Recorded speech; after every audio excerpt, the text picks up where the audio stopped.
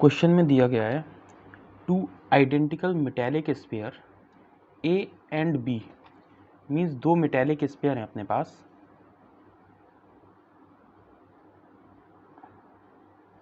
दो metallic sphere हैं, पहला है ए और दूसरा मेटेलिक स्फीयर है बी।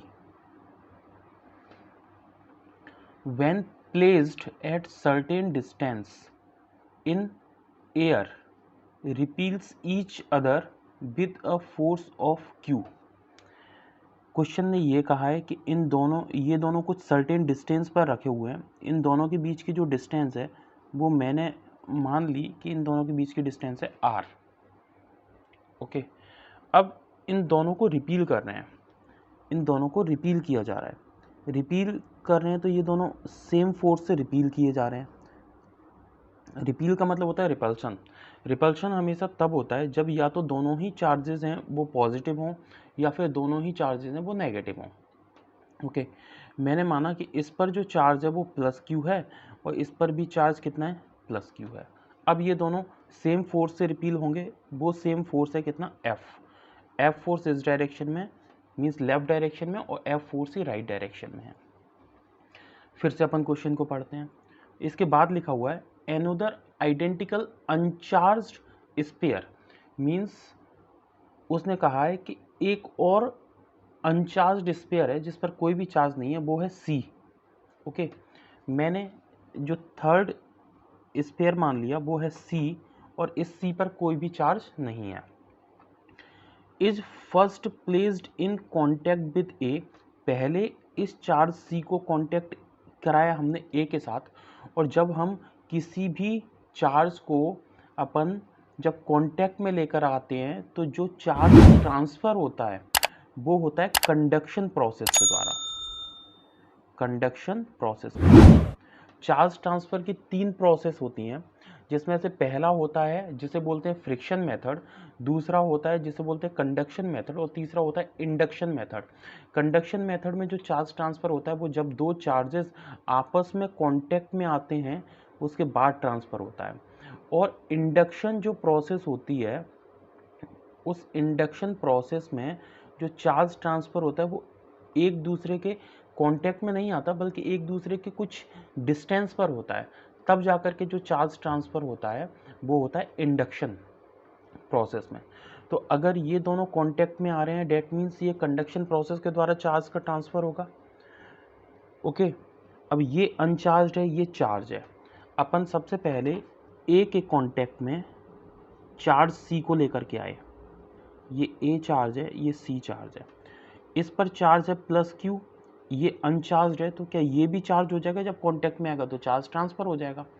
और जब चार्ज ट्रांसफर होगा तो कितना होगा, चार्ज होगा plus q plus 0/2। That means C वाला जो स्फीयर है उस स्फीयर पर चार्ज कितना हो जाएगा, प्लस q/2। और जो ए वाला स्फीयर है उस ए वाले स्फीयर पर चार्ज कितना हो जाएगा, उस पर भी हो जाएगा प्लस q/2। ओके, नाउ अब क्वेश्चन को फिर से पढ़ते हैं। क्वेश्चन में दिया हुआ है then in contact with B, पहले कॉन्टैक्ट हम किसके साथ लेकर के आए, किसके कॉन्टैक्ट में, ए के कॉन्टैक्ट में। अब हम इसी चार्ज सी को हम बी के कॉन्टैक्ट में लेकर के आए। जब हम बी के कॉन्टैक्ट में लेकर आएंगे तो यहाँ पर देखो ये है बी स्फीयर, इसके कॉन्टैक्ट में हम चार्ज सी को लेकर आए। सी पर चार्ज कितना है, प्लस q/2, प्लस q/2। इस बी पर चार्ज कितना है, प्लस क्यू। क्या ये चार्ज हाफ हाफ डिस्ट्रीब्यूट हो जाएगा? अगर ये हाफ हाफ डिस्ट्रीब्यूट होगा तो देखो चार्ज कितना आएगा हाफ डिस्ट्रीब्यूशन के बाद, q plus q/2 is equals to 3q/4 into q हो जाएगा। मीन्स एक पर चार्ज कितना है, 3q/4। इस पर चार्ज कितना है, ये प्लस है। सी पर चार्ज कितना आ गया, 3q/4। ओके, अब अपन सबके चार्जेस लिख लेते हैं एक बार। स्फीयर ए पर चार्ज कितना आया है, स्फीयर ए पर चार्ज है प्लस q/2 2। स्फीयर बी पर चार्ज कितना है? बी पर चार्ज है अपने पास 3q/4 पॉजिटिव। सी स्फीयर पर चार्ज कितना है? सी पर है +3q/4। ओके, अपन को तीनों चार्ज मिल गए। अब क्वेश्चन को आगे फिर पढ़ते हैं। क्वेश्चन में दिया हुआ है finally placed at midpoint between sphere A and B, the force experienced by sphere C। Question ये कह रहा है कि अब जब हमने तीनों का चार्ज पता चल गया तो अब C वाले स्फीयर को A और B के मिड में हमें रखना है। अपन को तीनों का चार्ज पता चल गया, अब ये जो C वाला स्फीयर है इसे इन दोनों A और B के मिड में रखना है।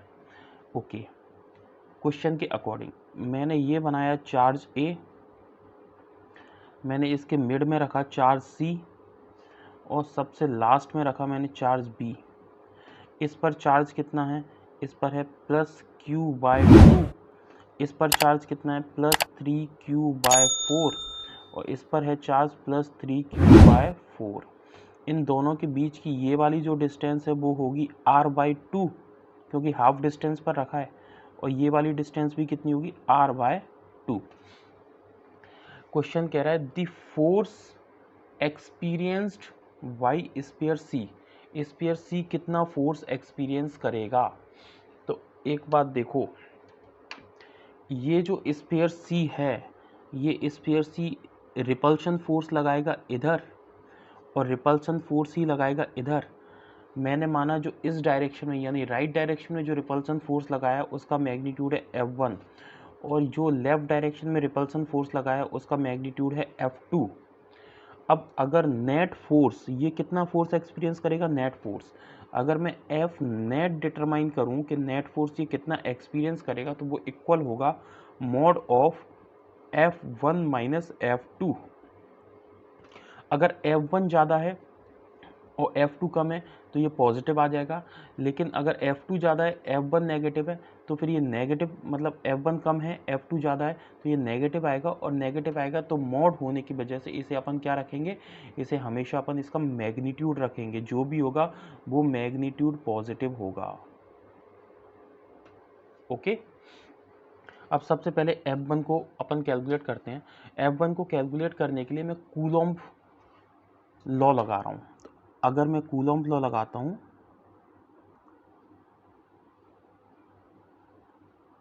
तो कूलॉम्स लॉ के अकॉर्डिंग देखो, F1 is equals to K into first sphere कितना है? फर्स्ट स्पेयर का चार्ज है 3q/4। सेकेंड स्पेयर का चार्ज कितना है? 3q/4 अपॉन इन दोनों के बीच की डिस्टेंस का स्क्वायर, मीन्स r/2 का स्क्वायर, इज इक्वल्स टू ये कितना आ जाएगा? 9/16 kq² अपॉन ये हो जाएगा r²/4 इज इक्वल्स टू, यहाँ से कैलकुलेट करो तो ये आ जाएगा 9/4 kq² अपॉन r²। ओके, ये वैल्यू आ गई F1 की। F1 is equals to 9/4 kq²/r²। क्या ये जो वैल्यू है, इस पूरी वैल्यू को मैं ये फोर्स F बोल सकता हूँ, रिपल्सन फोर्स, क्योंकि यहाँ इन दोनों के बीच में एक्सपीरियंस करो q² kq² अपॉन r² आएगा, F रिपल्सन फोर्स। ओके, तो मैं इसे लिख रहा हूँ F1 is equals to 9/4 F। Next force F2 में कैलकुलेट कर रहा हूँ, तो F2 is equals to K, इन दोनों के बीच में देखो A पर चार्ज कितना है? q/2। B पर C पर चार्ज कितना है? इंटू 3q/4 अपॉन इन दोनों के बीच की डिस्टेंस कितनी है? r/2, r/2 का स्क्वायर इज इक्वल्स टू कितना आ जाएगा? ये आ जाएगा 3/8 इंटू kq² अपॉन r²/4, यहाँ से निकालूंगा तो 3/2 kq² आएगा। और इस वाले पार्ट को क्या मैं f लिख सकता हूँ? तो यहाँ से निकल के आ जाएगा 3/2 इंटू एफ। ये मेरे पास f2 की वैल्यू आ गई। f1 की वैल्यू ये है, f2 की वैल्यू ये है। Okay, f1 is equals to 9/4f और f2 is equals to 3/2f। Net force कितना आएगा? F net is equals to 3 कितना है? F1 minus F2। ओके, मैं इसे लिख रहा हूँ 9/4f minus 3/2f is equals to, इसे कैलकुलेट करूँगा 4, 9 माइनस 6 इंटू एफ, यहाँ से आ जाएगा 3/4f। मीन्स ये है अपना फाइनल आंसर। कितना फोर्स एक्सपीरियंस करेगा स्फीयर सी? 3/4f। इसे देखो जरा ऑप्शन में, ऑप्शन नंबर बी है, ऑप्शन नंबर बी करेक्ट है। Okay, thank you.